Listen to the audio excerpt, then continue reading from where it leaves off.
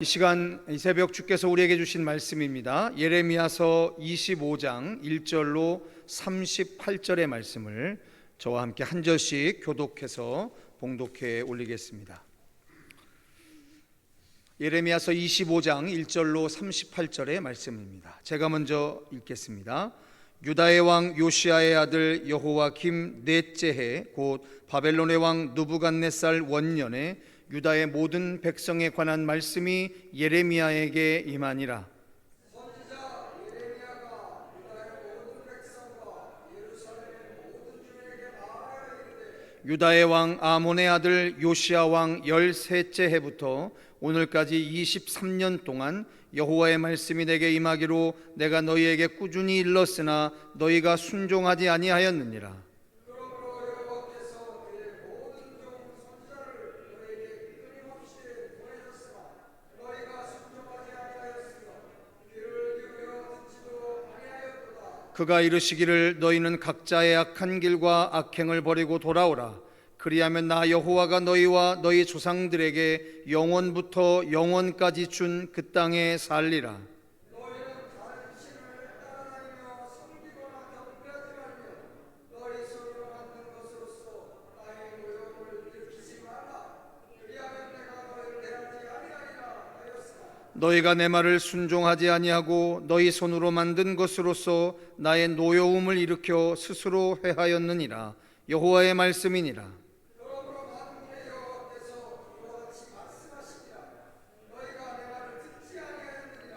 보라, 내가 북쪽 모든 종족과 내 종 바벨론의 왕 느부갓네살을 불러다가 이 땅과 그 주민과 사방 모든 나라를 쳐서 진멸하여 그들을 놀램과 비웃음거리가 되게 하며 땅으로 영원한 폐허가 되게 할 것이라. 여호와의 말씀이니라. 내가 그들 중에서 기뻐하는 소리와 즐거워하는 소리와 신랑의 소리와 신부의 소리와 맷돌 소리와 등불빛이 끊어지게 하리니 이 모든 땅이 폐허가 되어 놀랄 일이 될 것이며 이 민족들은 70년 동안 바벨론의 왕을 섬기리라. 여호와의 말씀이니라. 70년이 끝나면 내가 바벨론의 왕과 그 나라와 갈대아인의 땅을 그 죄악으로 말미암아 벌하여 영원히 폐허가 되게 하되 내가 그 땅을 향하여 선언한 바 곧 예레미야가 모든 민족을 향하여 예언하고 이 책에 기록한 나의 모든 말을 그 땅에 임하게 하리라.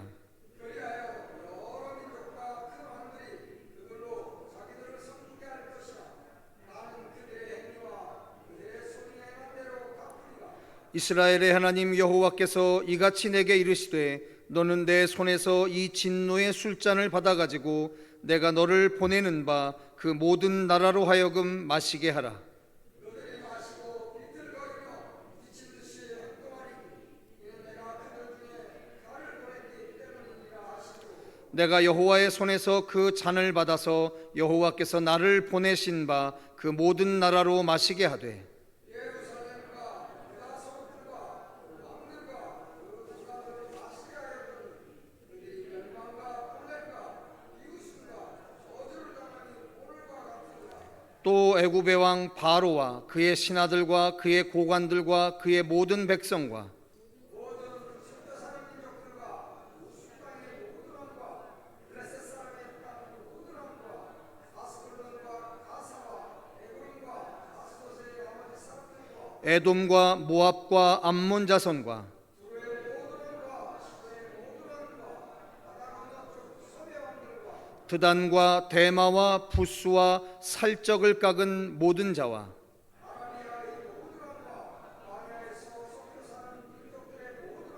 시무리의 모든 왕과 엘람의 모든 왕과 메대의 모든 왕과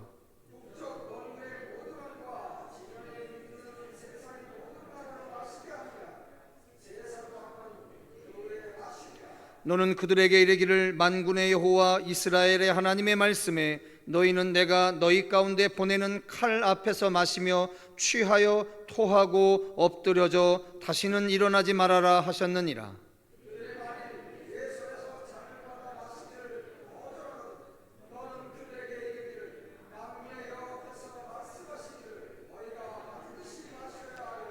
보라, 내가 내 이름으로 일컬음을 받는 성에서부터 재앙 내리기를 시작하였은즉 너희가 어찌 능히 형벌을 면할 수 있느냐?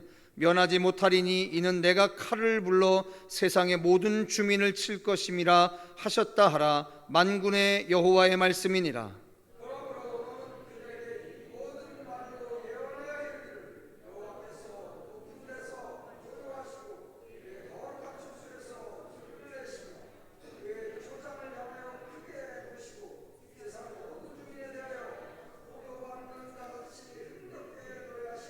요란한 소리가 땅 끝까지 이름은 여호와께서 문 민족과 다투시며 모든 육체를 심판하시며 악인을 칼에 내어 주셨음이라. 여호와의 말씀이니라.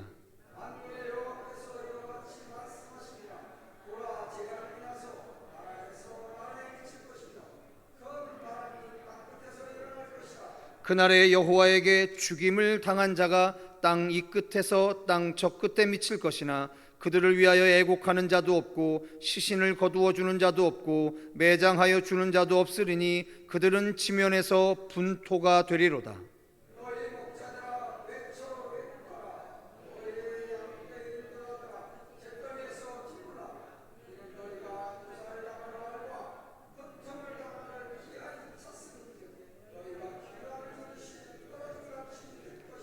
목자들은 도망할 수 없겠고 양떼의 인도자들은 도주할 수 없으리로다.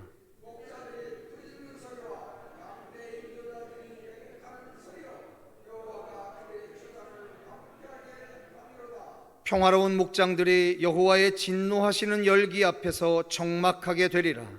그가 젊은 사자같이 그 굴에서 나오셨으니 그 호통치시는 분의 분노와 그의 극렬한 진노로 말미암아 그들의 땅이 폐허가 되리로다 하시니라. 아멘. 예레미야서는 오늘 25장까지를 분기점으로 해서 한 단락을 짓게 됩니다. 그리고 혹시 기억하실지 모르겠지만 다른 대예언서인 이사야 선지서나 또는 에스겔서는 사실은 비슷한 구조를 가지고 있습니다.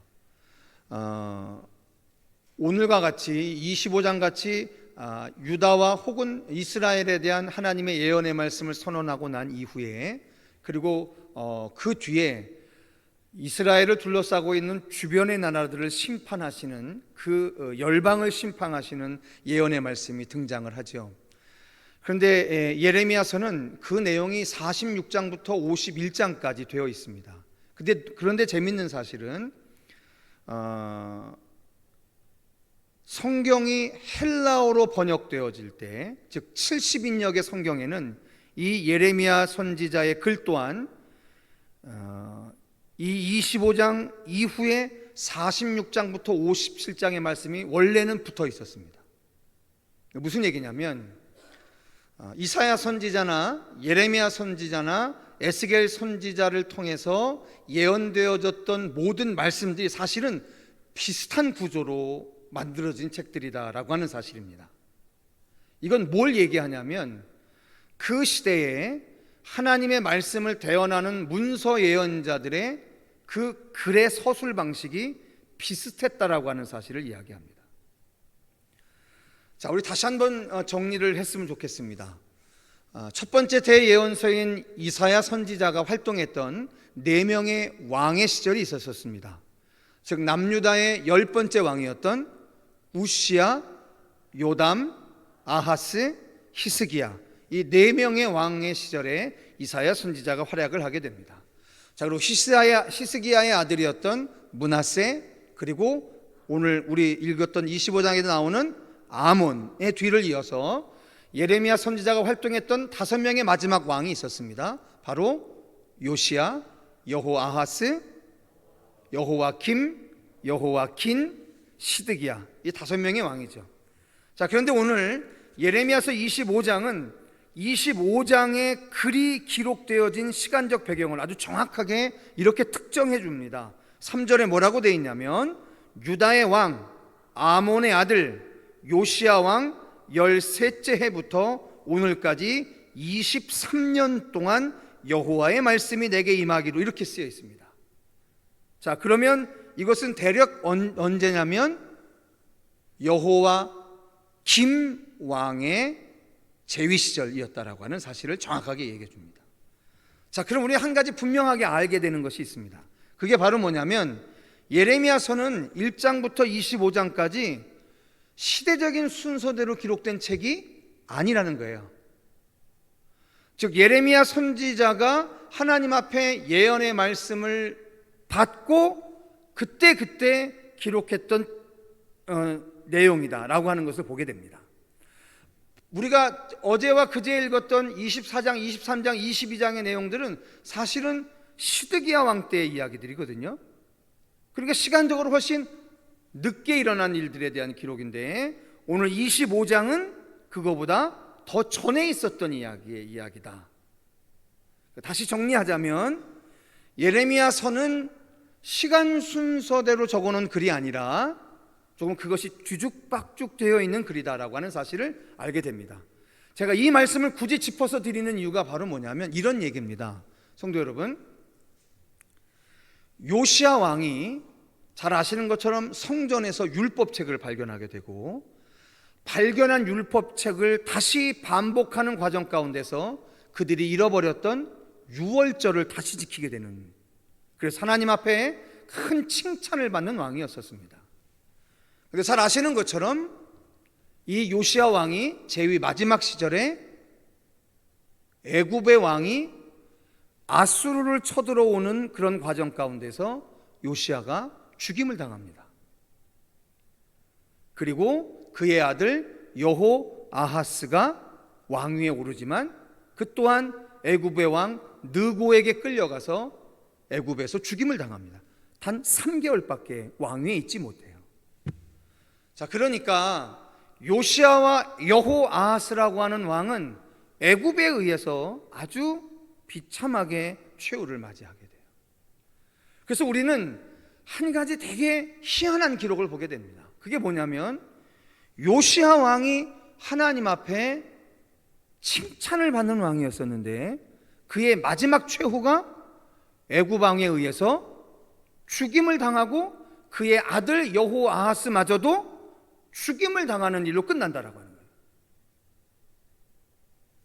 그래서 우리는 열왕기서나 혹은 역대기서를 읽을 때 이 마지막 5명의 왕의 기록을 읽으면서 되게 답답한 게 있어요. 그게 뭐냐면 하나님 앞에 잘하면 복을 받고 하나님 앞에 잘못하면 심판을 받는다라고 하는 것이 신명기서 28장의 화복사상의 내용 아닙니까? 그런데 요시야 왕이 잘했다며요. 요시야 왕이 잘했는데 왜 그의 최후가 애굽 왕 바로에 의해서 죽임을 당하는 일로 끝나느냐는 거예요. 거기에서 끝나는 것이 아니라 여호아하스라고 하는 그의 아들마저도 3개월 만에 바로 왕 느고에 의해서 그것도 애굽으로 끌려가서 죽임을 당하는 일로 끝나느냐는 거죠. 답답합니다. 열왕기서에 기록되어져 있고 역대기에 기록되어 있는 이 마지막 5명의 왕의 기록들을 읽을 때 너무너무 답답합니다. 잘했으면 잘 돼야 되는데 잘했는데 죽임으로 끝난다라고 하는 거예요.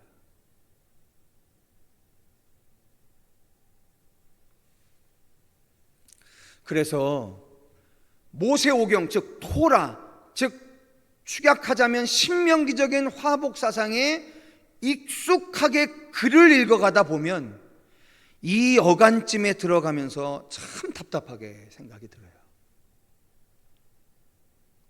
그리고 우리는 이것보다 훨씬 진전된 하나님의 계시 앞에 힘들지만 맞닥뜨리게 됩니다. 그게 뭐냐면 이제 더 이상 도저히 갱신될 수 없는 어느 한 사람의 특별한 영웅 같은 사람들에 의해서는 더 이상 그 근간이 회복될 수 없는 공동체이죠. 이스라엘은, 특별히 남유다는. 그러면 이 공동체를 향한 하나님의 갱신의 역사는 한 사람에게로 만족되지 않는다는 거예요. 하나님은 그 근간으로부터 다시금 묵은 밭을 기경케 하시는 대갱신의 역사를 진행한다라고 하는 거예요.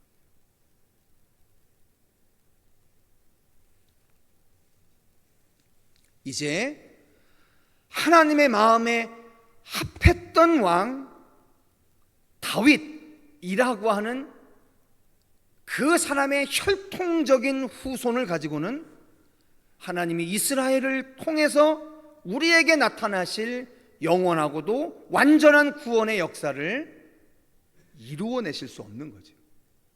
그래서 혈통의 다윗의 후손이 아닌 전혀 다른 다윗 왕의 후손을 일으켜 세우셔야만 했던 거예요. 그런데 너무너무 신기한 건 여러분 어저께까지 보셨던 예레미야 24장에 그 다윗의 후손으로 오신 영원한 왕 예수의 족보에 남유다의 19번째 왕, 그것도 3개월밖에 재위하지 못했던 여호와 긴이라고 하는, 다른 이름으로 여고냐라고 하는 이름이, 다른 이름으로 고니야라고 하는 그 이름이 마태복음 1장 예수의 족보 위에 여고냐의 이름으로 기록되어지고 있다는 거예요. 무슨 얘기냐면 하나님은 육체의 이스라엘을 멸망시키십니다. 그런데 그 멸망시켜버리는 육체의 이스라엘에 아무도 주목하지 않은 이미 바벨론에 끌려가 있는 여호와 긴의 아들들의 후손들을 가지고 영원한 다윗 왕의 후손 예수의 족보를 진행해 나가고 계시더라고요.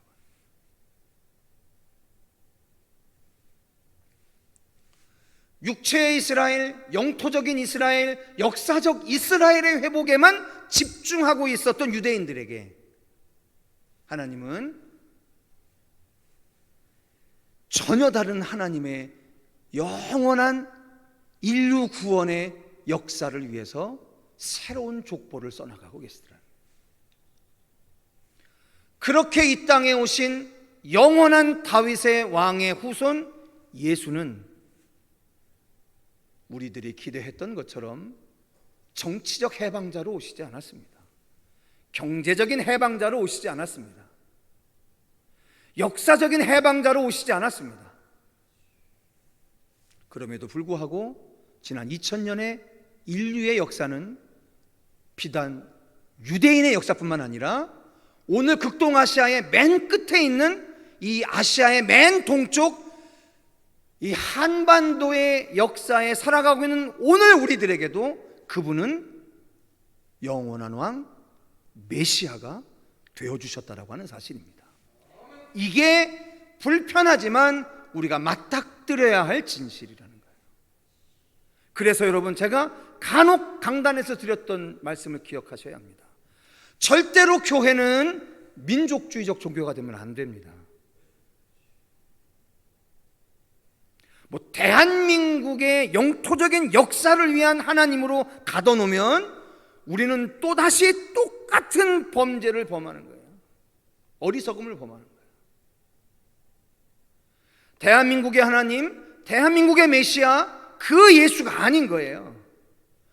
거기에 몰입되고 거기에 몰두되면 우리는 성경과 전혀 다른 정신으로 또 다른, 일컬어 죄송합니다 이런 표현에서 호국 종교, 호국 불교니 무슨 호국 유교니 이 종교가 우리나라의 역사를 이딴 식의 종교로 전락을 해버리고 만다는 거예요. 아닙니다. 그거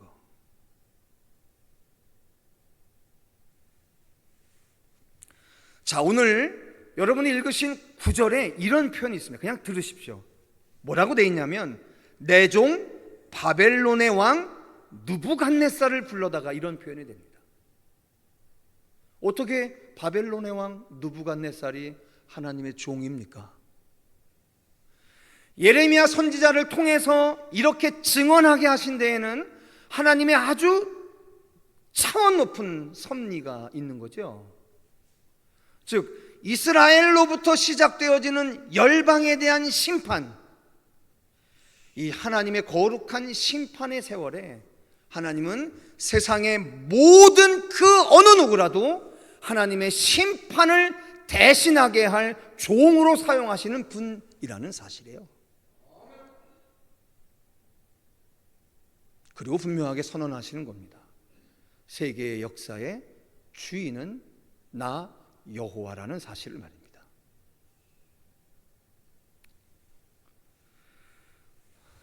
말씀을 마무리할까 합니다.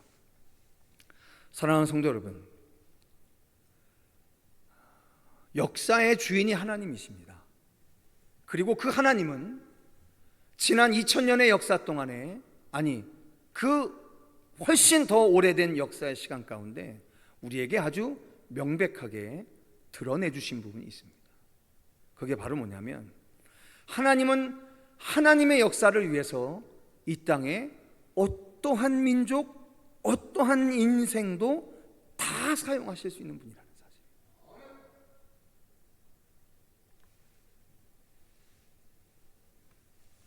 그래서 누구를 사용하고 어느 시대를 사용하던 하나님이 궁극적으로 원하시는 그 역사의 세월을 위해서 주는 그 역사의 세월들을 진행해 나가고 계시는 거예요. 그것이 비록 70년의 바벨론의 종살이와 같은 이스라엘의 뼈아픈 역사의 세월이 있다 할지라도 그것은 그들에게 몰락한 것 같은 것만 같은 세월일 뿐이지, 하나님의 입장에서는 여전히 하나님의 역사가 진행되어지고 있는 거라는 거예요.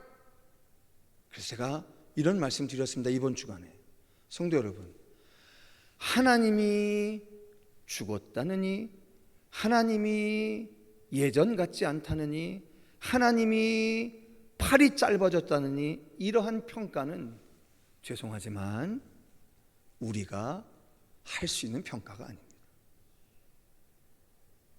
제가 어느 선교사님을 통해서 들었습니다. 요사이 파키스탄이요, 난리납니다.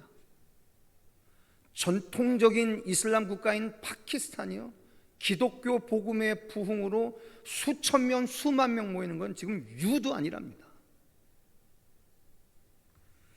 하나님의 촛대가 우리가 그것을 담고 있기를 원치 않다면 오늘의 이 시대도 얼마든지 마지막 때 새 이스라엘이고 싶고 새 예루살렘이고 싶은 이 나라 이민족의 교회가 그것에 대해서 소망을 잃어버린다고 한다면, 하나님은 지금도 돌을 일으켜 세워서라도 하나님의 말을 대언하게 하실 수 있는 것처럼 이슬람의 국가, 힌두교의 국가, 아니요 무종교의 국가라도 얼마든지 일으켜 세워 하나님의 인류 구원의 역사를 진행하실 수 있다라고 하는 것이죠.